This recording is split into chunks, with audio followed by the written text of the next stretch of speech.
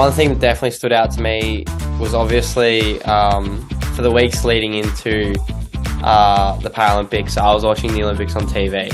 So for the first time, as someone watching, I wasn't watching as much for as I was normally back when I was a kid, just watching for the thrill of sport. I was actually had business hat on, if that makes sense. I was curious just to see what the crowds are doing, what the movements were like, what athletes and sports were doing well, and just sort of trying to pick up on all those things, as well as obviously Paralympics Australia were feeding me quite a lot of information. But I think the one thing I learned going into the Paralympics is it's actually good having the Olympics go first, because any sort of teething problems or any things that need to be sorted out tend to happen during the Olympics, and when we rock up, it's pretty smooth sailing. But the obvious one that really stood out to me is just the atmosphere and the dynamics of the village, being so many countries, so many unfamiliar faces, but then also seeing really familiar and high profile faces as you're just walking around, not only in the Australian part of the village, but also just in general. It was really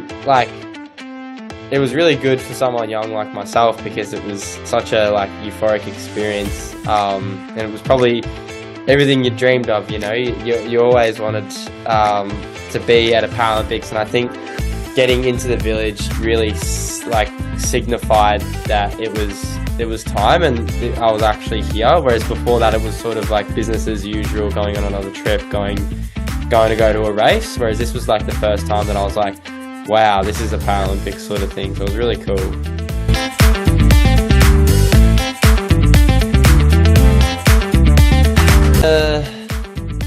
The games started on the 29th, I believe, but we were in the village from I believe the 25th sort of thing. So come sort of race day, I'd already been in the village for a week, which sort of, the longer I spent in the village, the more I was obviously getting comfortable with it. It started raining probably 3-4 days before our race, quite heavily, and they were giving us daily feedback and daily sort of updates on what the water was doing, because obviously a lot of controversy and the Olympics being postponed a day and things like that. There was a lot of talk about the river, so we're all aware of what the river could, should and would be doing, but at the end of the day, with that much rain about, there was a lot of skepticism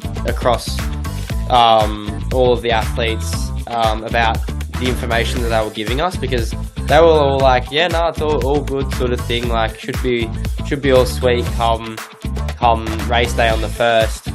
And we're all well, okay, so we can use this information, but it would be silly to not have backups. The one thing that I missed from that experience was I didn't really ready myself.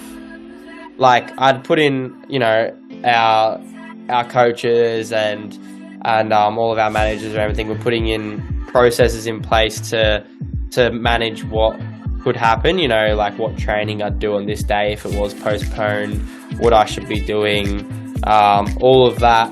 But ultimately, I think the one thing I did overlook, because a lot of the stuff was being looked after for me, was just what I actually thought about it. And I don't know whether that came into play into my result, being that eventually it obviously did get changed, and what that looks like. The only other thing that was probably very dramatic was that we didn't actually find out until the morning of. So we were all ready for our race times. I think I was supposed to be originally racing at 10 a.m. on the 1st, and we woke up probably close to 4 a.m. that day, and that was when we found out. And there was actually even a few other athletes that were scheduled to race earlier than us that had already gotten up, eaten breakfast, and were about to leave before they got told. So that was probably the most jarring point of the whole decision to change it.